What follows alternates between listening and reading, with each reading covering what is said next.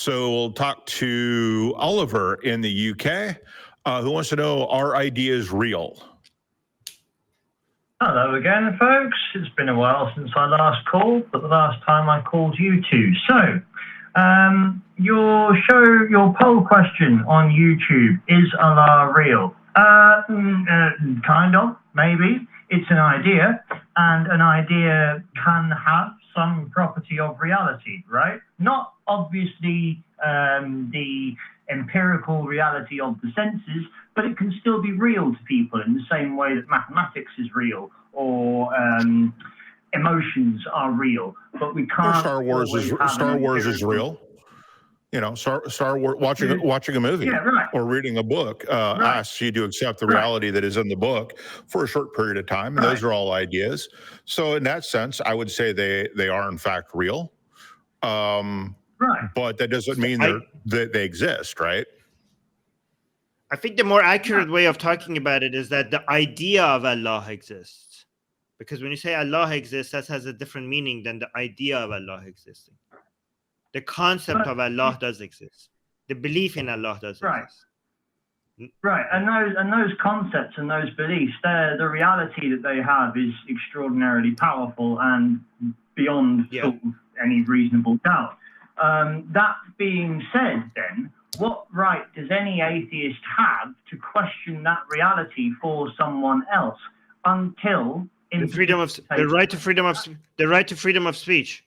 Well, I would say that what we're looking for are things that are true.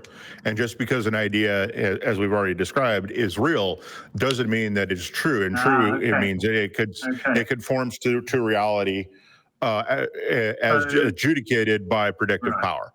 So those are the two questions. And that's why when someone says Allah is real, we ask, what is your evidence? Because we're looking for what is true, not necessarily is it an idea. But what makes you think we don't have the right to ask questions? Like you say, what right do atheists have? The same right that Muslims have to spread Islam. The same, yeah. Right, but we have the right to ask questions about it, absolutely. But most atheists that I know of go further and assert that it does not exist or cannot exist. But you have the right. You have the right to do that as well. You have the right to say wrong thing. You have the right to even say wrong things. Even. Yeah, but I think more importantly, what gives us that right is that when we talk about ideas, they're very different things.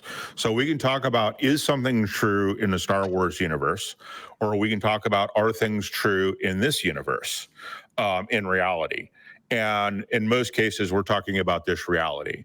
And so when we ask the question, again, I go back to the definition of truth, that which conforms to reality is adjudicated by predictive power, that the God of Allah as an idea doesn't really fit that definition. We're looking for evidence that he is actually real and actually has some real impact on the world, not just impact from the belief. So just because ideas are real does not mean they're also, as real as my trackpad, right? This trackpad is a very different kind of real than the idea of Star Wars. It's just strange to me that you're asking about rights.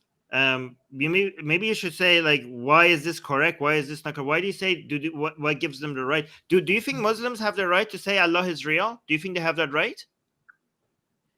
I think people have the right to assert whatever they want as long as they don't impinge upon others. People can believe as they choose to believe. The danger comes where people impose rules and horrors and so on others. Then why did your standards just change? Your standards just changed. Why do you think that Muslims have the right to say? You just said, like, where do atheists get the right to assert that Allah is not real? But then you accepted that the fact that Muslims have the right to say Allah is real, but you don't give the same right to atheists to say Allah is not real. But that's not the thing. It's a question. It's not an assertion. What right do atheists have is not an assertion. No, it's not an assertion. Okay, Right. so fair point. But the thing is that we have the right to say things that are correct, and we have the right to say things that are Right. wrong. Like the validity of And the claims that we're making has nothing to do with our and rights. and Armin and I, just to be clear, are using we're using the word right in two different ways, right? Armin is meaning as in a legal right or a civil right, and I'm taking it as what's their justification for asking if any idea is true or correct or real. So we're using right in two different ways. How are you using the word right?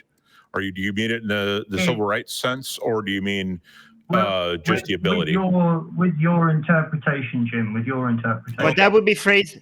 But that would be phrased differently. That would be like, why would they be right to say that? Not what? Why would they have the right? Yeah, that would be more correct. But also that's why I wanted to clarify it, because colloquially speaking, his interpretation is either of our interpretations would be correct in that statement. Just because English is weird and awful.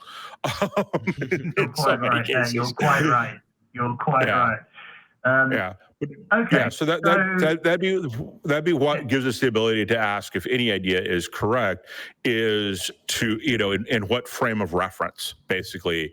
And if we're talking about the reality we live in, that's a different frame of reference, right?